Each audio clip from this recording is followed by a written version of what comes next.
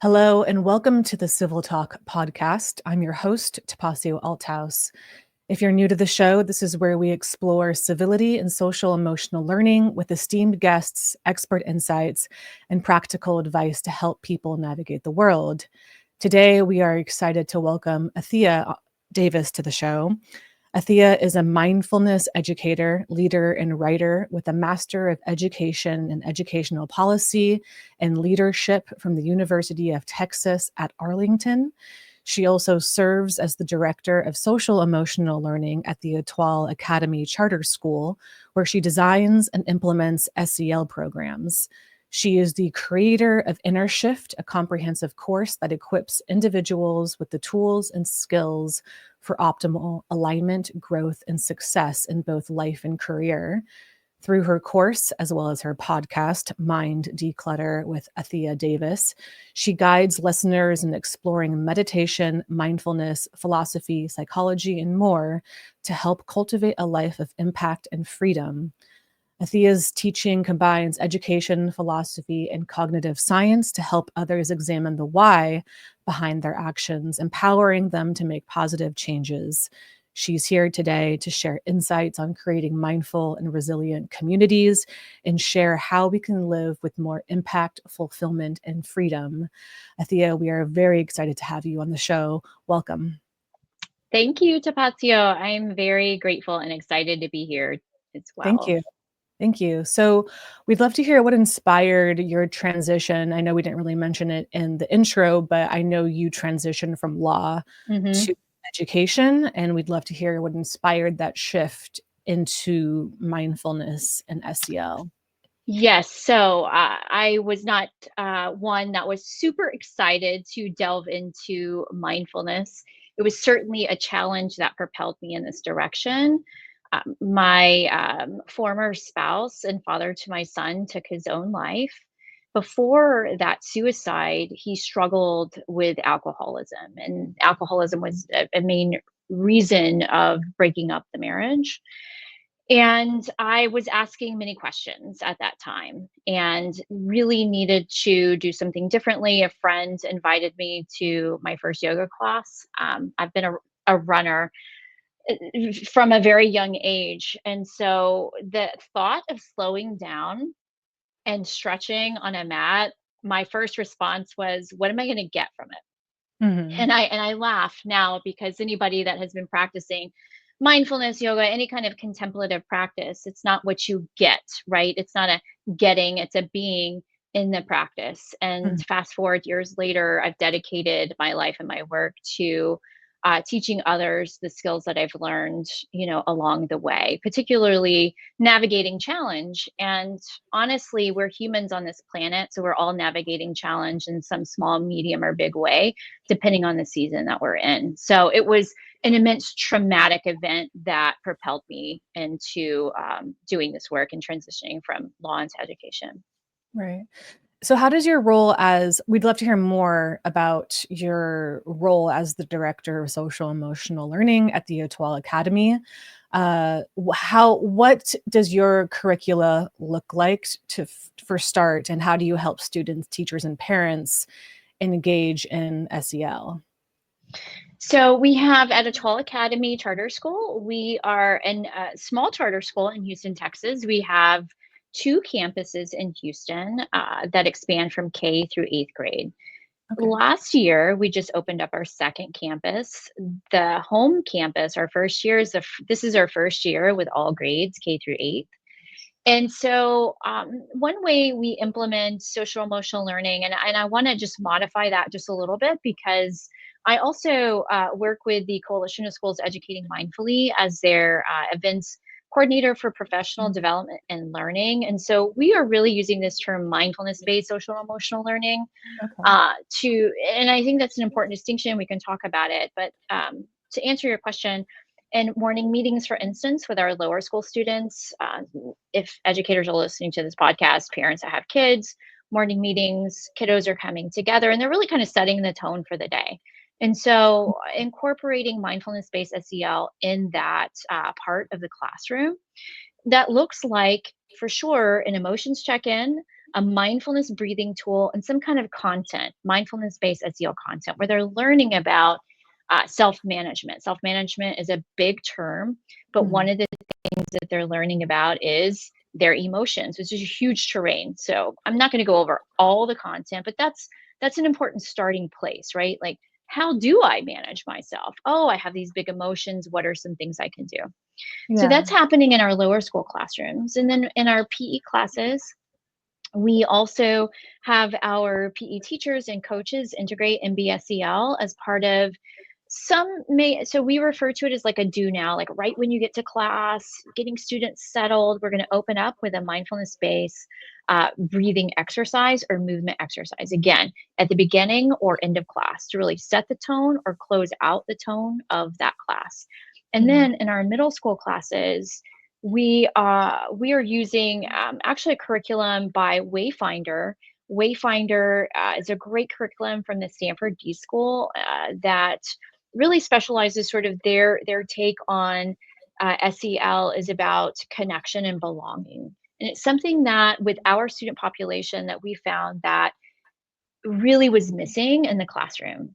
And particularly with our student demographics, is we have a high emergent bilingual population, and some of those EB students are coming from Afghanistan, so we have a high immigrant population as well. So there was this disconnect of, and I would say post-COVID too, right? Post-COVID as well. So we focus on connection and belonging as a general theme, but we're also teaching some of the same elements that I mentioned in mindfulness in the MBSEL with our lower school students. So some kind of emotions check-in, some kind of check-in, there's some kind of a ritual, and we're going through some kind of guided question that really anchors and grounds the content that we're covering, whether it's on values, whether it's on how we build community, how we get to know ourselves better, that self-management piece. And then I'll pause. I said a lot. There's more to say about how I'm connecting this and coaching and our staff and taking this into the roles that they have, and then our parents. But I just wanted to see if you had any questions. But that's like a thumbnail sketch of how the students are engaging with the practices. I really appreciate that. As you're talking about this, so many questions pop into my head. But the biggest one I have is, while you're doing these mindfulness-based SEL learnings, are students being engaged I mean, I know there's the physical component, but as you're talking about this, I'm assuming, teachers are talking about these values in the classroom setting. Do you see students becoming curious and asking questions, or are they just kind of like, I'm curious how kids sort of take in this? Are they engaging it with it verbally? Are they obviously there's the physical component, like I mentioned earlier, but how are kids digesting these practices? And then also on top of that, one last question to go with that, are you seeing positive changes in the classroom because of these practices? Yeah. So how are they processing this information, I think, is what I heard you say in a way. And I think through several ways. One, the teacher facilitating the lesson is sharing information. So they're sharing some knowledge about what this is. If we're looking at what the content is, if there might be a guided question, like they're learning a term like trigger, and what is something that triggers big emotion. So they're learning, vocabulary, they're learning like the content. And so they're going to talk about that. And then that looks like having a practice, like a mindful breathing tool, connecting it back to a big emotion, right? Identifying, going through an emotions check-in. So we use the zones of regulation check-in, which is really great, using the inside out characters that represent certain colors. So red is like, oh, I'm talking about lower school, but this is great for middle school too. Red is like, I'm really angry, I'm upset, overwhelmed, I need some space. Yellow is like, I'm anxious. I could also be really excited. Blue is, I'm not feeling great and I'm tired, I'm sleepy. Green is, hey, I'm cool, I'm in the peace zone, I'm focused, I'm ready to go. And so they're identifying, oh, well, which zone am I in? Oh, well, if I'm in this zone, this thing, when my friend talks to me this way, then I feel triggered. So they're having conversations, whether as a group or a pair share.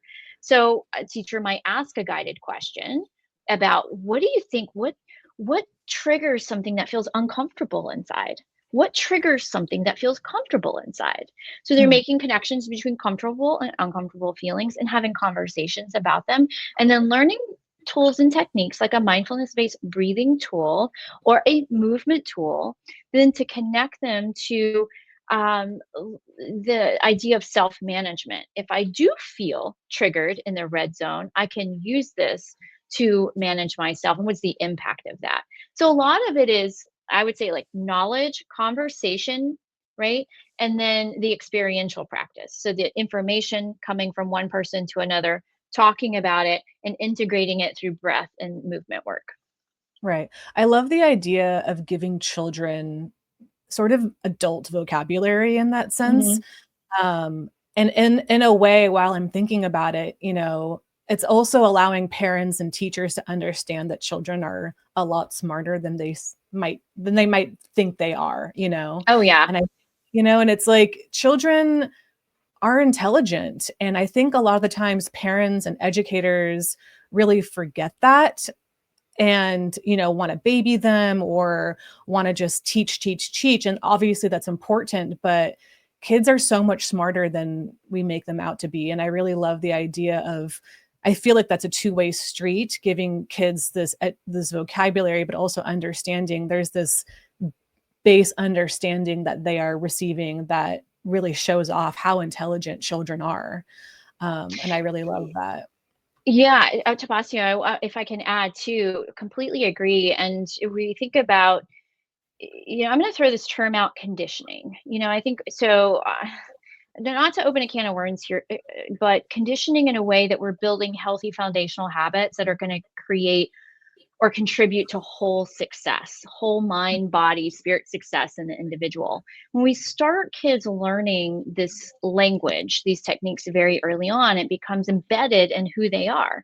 This Mhm. is what we want to have them have within as a foundation. I think about 5-year-olds that I've spent a lot of time with who were resistant at first to these practices, that it didn't matter to them and they didn't understand, and that's common, it happens.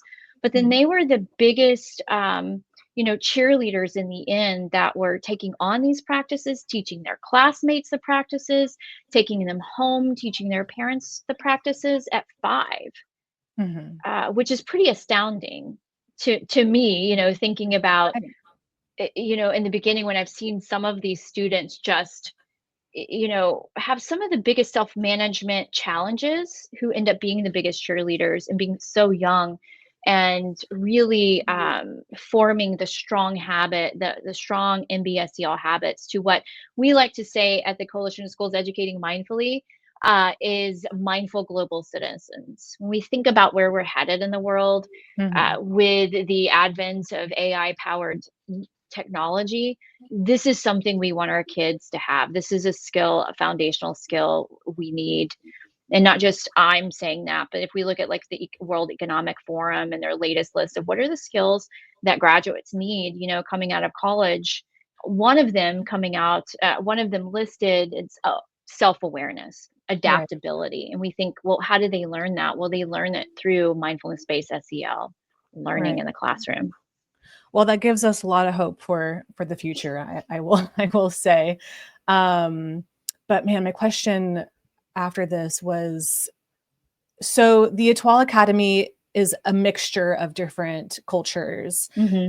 How how do you? I'd love to hear more about that. I mean, as an American with immigrant parents, how do you see the mindfulness education within the different cultures that you're teaching, and how I'd love to hear about the differences that you sort of experience when you're sort of teaching this information. And on top of that, SEL and mindfulness education is a fairly new practice. Hmm. It's been around for a long time, but it has yet to fully be implemented into education systems. Hmm. So I'd love to hear your thoughts on that. Yeah, so I think number one, just making it practical and relatable to the person in front of you. Mhm. And that gets to really knowing who your students are, who your audience is. You know, cultural sensitivity, icons, themes are really important, right? To Yeah. thread those pieces in. You know, and that's going to take the person in the classroom to, take a step further to learn about who your students are and what matters to them. Mhm. We're not going to know everything, but we also know we have students in our classroom for a certain period of time, and that we know we're going to form solid, healthy relationships with our students and our parents when we know a little bit about their culture and how to make this relatable to them and their own personal narratives that they're living out. That could just look like, if I'm going to lead a mindfulness based practice, what's a cultural figure or a piece of literature or a quote or a story or something, a food, anything, to make this not so foreign or different. How can I connect this to the person in front of me? And thankfully, with technology, it's not very hard, right? Like, we can just hop on chat GPT and say, hey, I need some help. And I always like to pull in, our AI powered tools in this regard. Like, a lot of people are pressed for time, teachers are pressed for time. This is one tool that's going to save you time. I need, help with this lesson. What are some cultural figures that I could use, in this lesson so I can make it relatable to my Pashto students, to my students from South America? And we have so many countries represented, whether it be Honduras, Puerto Rico, Mhm. I could like Guatemala, etc.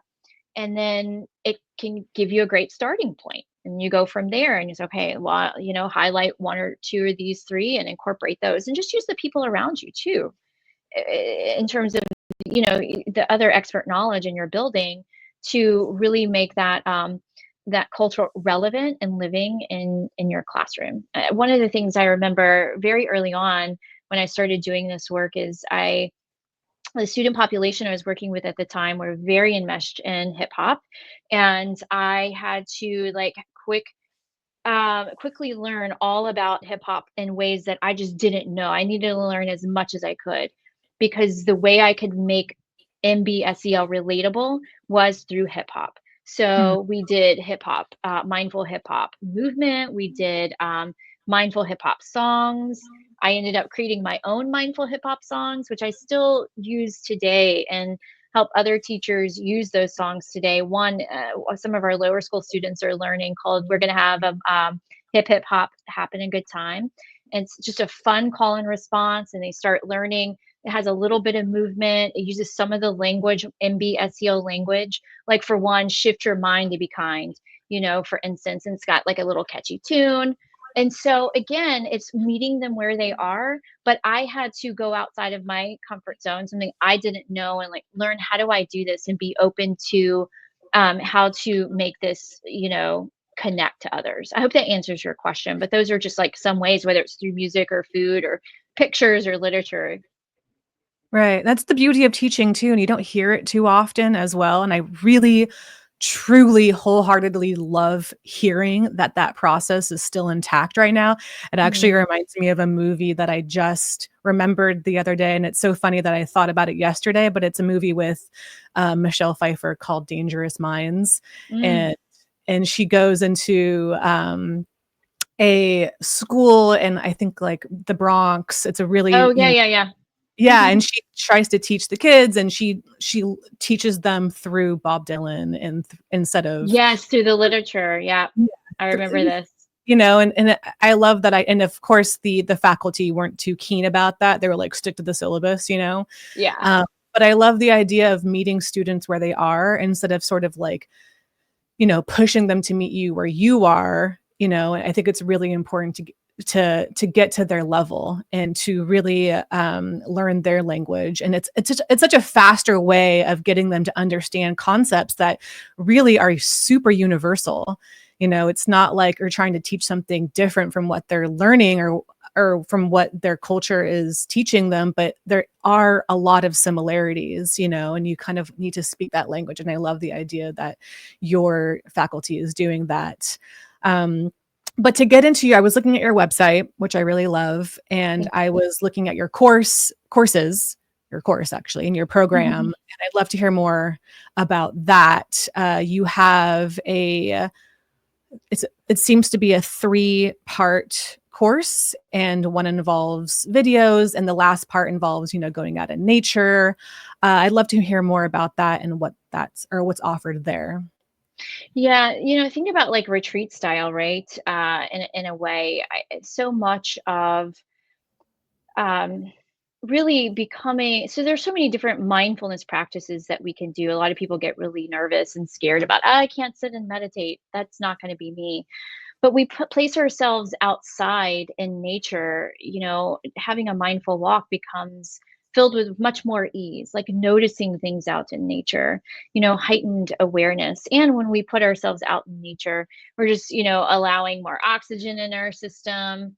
It's more grounding. Maybe you've heard of forest bathing. I don't know if you've ever heard of that term. Yeah, But recently when I go out for my walks in the woods, I'm like, okay, I'm going to get my forest bath today. But it's also getting us out of the regular, ordinary that we're in every day. Like routines are very good and we need them. And when we place ourselves outside of the routine, it can also kind of jolt us into a different a plane of awareness. So that's the nice thing about this immersive experience is that not only are you're not just taking like 10 minutes to take a mindful walk or whatever time that you have, but you're allowing your whole system to really, your mind, body, spirit, to really get grounded in that immersive experience in nature on a hike. You're moving your body. Movement is healing. Surrounding yourself with others that are curious and have an intentionality of stepping in the direction of, I want to adopt practices that are going to be beneficial for my overall well-being and leave a positive impact for myself, for others in the communities in which I work. And so immersing yourself in outdoors experiences is something that, we've been doing for a long time. As long as we've, sat around campfires with others and told stories, it's brought this connection of not just us for us only, but connecting us to the planet in which we inhabit as well. So, just recently I was with a group of other women and we weren't hiking in the woods, but we were on the Gulf Coast and it was so beautiful doing walks along the coast, doing some yoga in the morning, some journaling, meditation, healthy food, putting good things in the body, immersing ourselves in community can really, just like give you the boost that you might need to really not just step forward, but kind of leap forward. Sometimes we need not just a tiny step forward. We really just need, we need a leap forward, and immersing yourself in an experience like that can really help you leap forward. And whatever it is, it could be you need a leap forward in a challenge you're having in your relationship, your job, a creative project that you're working on. We tend to make the some profound connections in roadblocks that we're facing, like meaning like the connection of how do I move past this? When we put ourselves out of that situation, we think, oh, I'm just going to stay and I'm going to sit here until I get the answer, and it just doesn't come. So the immersive experience also gives us that opportunity to just put our brain in a different space and time at a different pace to make some of those connections that are aligned with who we really want to be in this movement, in this moment and the next. Like, how do I want to feel and cultivate that energy and bring that into, the challenge that we're facing. So hopefully that answers. Yeah, I love that idea of, you're really creating community. And I Mhm. think right now more than ever, it's truly neat. And I've been thinking about this concept of community recently as well, and how to get more involved in community, and also how that relates to civility as well, and just better emotional, understanding and awareness. And it really does start with community. It really does start with I mean, there's a lot of inner work, obviously, but, being around like-minded people, and being around people who make you feel good. And, we are pack animals, humans. We can't live in a bubble or in a vacuum for the most part. And so it's really important to get out there. And I love that your website and your course really focuses on that. And it's called Inner Shift, the comprehensive course. And it seems to be a 3-part. So it's like the consultation, the course, which includes videos, and then the immersion. So I'm just curious, it says there's a multi-day retreat. Do you go to a retreat center for that, or how does that work? I'm just curious. So these look like, whether it's out in a forest or, I would say hills, because here in Texas we have hills, not really mountains unless we go way out west. So it could look something like that, or like the Gulf Coast style, right? Okay. Not really, depending on the size. So I've just typically had, small groups go to, a very comfortable, like, home setting, whether Mhm. it's a home setting on a beach or a home setting in the whole country or in the West Texas mountains, and go through some of the things I talked about: I see. yoga, meditation, journaling, having healthy foods, and going through, hikes or walks out in nature, whether it Okay. be like in the forest or on the Gulf Coast. Okay. Yeah, I was just wondering, because I'm in Los Angeles, and, Yeah. someone in Los Angeles wanted to do, and I know you're based in Texas, so you would Mhm. guide them to places around their area to. Exactly. Okay. Yeah, Okay. I see, like, the difference, like, usually, like, retreat centers are very, very formalized. They're very, like, there's a very rigid schedule. The immersion I'm talking about is not. It's very much about, like, building connections and community Right. beyond that experience as well. Building connections and community, being very, much more intimate.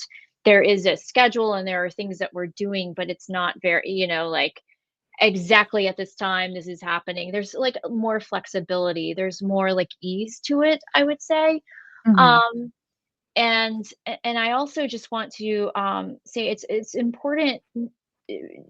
I love the name of the podcast, Civil Talk, but it's, as much as it's important to be around like-minded people, I also think in these experiences, it's also important to, uh, place yourself, and surround yourself with others that also kind of push your thinking a bit, Right. in a civil way, right? Like, so, because that's how we grow. Otherwise, we're not growing if we're just surrounding ourselves with people that think the same way, believe the same way, which is great. Like, that's definitely important, but it's also important to have a community of people. And the great thing about immersive experiences is that it can open that light of awareness within us, where we can expand our perspective to really then hear, we were talking about different cultures earlier, right? Like, to really hear why someone might believe that way, or why they Mhm. see a situation that way, and the impact that could have on us. So that two-way street of how we impact each other in a positive way. And the mindfulness-based practices, they help ground us in that perspective taking, even when it might be, like, uncomfortable to hear a truth that might be different than Right. what we have been accustomed to in our own conditioning, our own upbringing. But it plants that seed of how interesting, and let me get curious about that. And maybe I'm not sure that I'm, on your side of things right now in terms of whatever you're talking about. But wow, you've enlightened me in some way, and left me thinking about something. And who knows how that could contribute to your life in a positive way. So also just having that, more diverse points of view and perspectives in the mix. And sometimes it's Mhm. hard, like, you don't, like, have a form, right? Like, do you think different? It's more of the energy that you create yourself, and bringing those types of people together, and naturally, like, you're going to be, attracted to something like that, right? Right. When that message resonates with you about being with others that are like and different minded for those reasons of being intentional about that perspective taking. Right. I mean, as you're talking about this, you're totally right. And I think that, like-minded people for me also means just people who can create a safe space for you, Mm, in the sense that, I personally, talking from personal experience and what I like being around, people who have critical thinking skills and who can quote unquote oppose you, but do it in a way that is civil. I don't agree with you, but why don't you consider this? That is Yeah. something I value, you know? And that would be an SEL skill, right? Because SEL skills, like having difficult conversations in a civil way, not, maybe the toxic version or response would be blaming and shaming and, Mhm. causing damage in that kind of communication in that relation. Right. So yes, having a space where the communication and conversation is based on mutual respect and understanding, even if there is like, oh, I don't get it, but that's okay. Right. Yeah, those are always the most valuable relationships too, in a way, you know, because it puts a mirror to you. Because sometimes you get caught off guard. You're like, "Well, I wasn't expecting you to not agree with that." And then you sort of have to really understand your values and understand I mean, I'm going through this right now with friends and family members, and it's Mhm. just in a very civil way, but like, how can we learn from each other? And it's like a very rewarding experience. But with that, I'd love to hear, just to pivot real fast, your insights from your podcast, Mind Mm. Clutter, and hear about that, how you get started with that, and just your overall, ethos behind that. Yeah, well, I remember, I'm very much guided by what the universe, how else do I say this? Like just what's being, any creative person will probably understand, like you're given this thing and you just run with it, right? And it was just this message that was very clear, kind of like when I wrote my first book. Mhm. It was not like I was just planted, just like, okay, do this. It was a thought, this thought said, hey, you need to do a podcast and this is what it's going to be about. And I didn't argue, and I didn't know all the things I was doing at first, but I remember recording my first episode. I'm, on episode 160 something right now. And my first one was on my phone. And it's like, okay, I'm going to talk about goals. And that's all I know. And then I know that I want to do this. And the name has changed. It's only changed twice. It used to be called Mindful Living, but I changed it to Mhm. Mind Declutter because I kind of wanted to expand the content I was talking about. And then I just went with it, and I just learned and kept refining my research skills, my interviewing skills, and it's been so rewarding in the sense that we were just talking about this idea of civil conversations, talking to people that think differently than you, how it positively impacts you, broadens your own horizons, helps you make connections in ways you never thought you'd make connections, without talking to that person. And the goal is to take everything that you're learning. Like I wanted to learn in this way. Don't other people want to learn in this way? And then Right. sharing that with a community of other listeners that are being Right. impacted by other people's stories and the work that they're doing in the world, and making a positive contribution in their life by just listening to a conversation about a particular topic as it relates to, on Mind Declutter. Now looking at the intersection of mindfulness, psychology, philosophy, Mhm. history, like all the things, because it's all connected. And so, Right. yeah. So really, it was just I woke up one day and was called to do the podcast, and I just have been doing it ever since. Right. I think it's also really important I mean, first of all, keeping this conversation going about mindfulness and mindfulness SEL is Mm. so important, and having more podcasts like this. But I think, it's so much easier to put these ideas into practice when you're talking to someone one on one, because you don't want to be a jerk naturally, and I think that when listeners are listening to podcast hosts and their guests, you can really hear and see these SEL practices go into play. And I think that's really important for listeners to take away when you're having these conversations. I listen to the daily, and or just other podcasts. And sometimes, and you can really hear just people being curious and wanting to listen. And you sort of in a weird subconscious way implement that into your day to day if you're listening and you're open to learning. So I think it's really important to have podcasts like this and like Mind Declutter, and in a way, just people listening it's just they're understanding how you're podcasting, and not just what you're saying, but how you're doing it is really important too. Yeah, and it's a great outlet to learn, right? Like, I'm a lifelong learner. I love learning. I read a lot, research a lot, listen to a lot of different podcasts myself.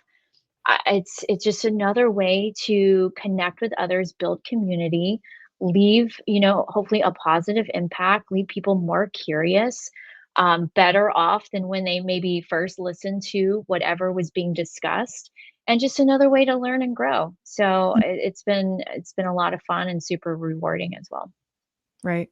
For our listeners, Athea's podcast is called Mind Declutter with Athea Davis. It's Athea, by the way. I just want to say thank you so much for being on the show. I don't want to take up any of your time. Thank you again for being on the show, being here with us, and telling us about your work. We really appreciate it. Thanks, Tapasio. It's been really great to be here. Thank you. Thank you. Yes. To our listeners, if you found today's conversation inspiring, like we did, make sure to check out our website at www.civiltalk.com/podcast. And we will link Athea's podcast, Mind Declutter, with Athea Davis, as well as her website. So you can check out her Inner Shift course. Again, thank you so much for being on the show and tuning into Civil Talk. Until next time, keep striving for civility and empathy in all that you do. Thank you.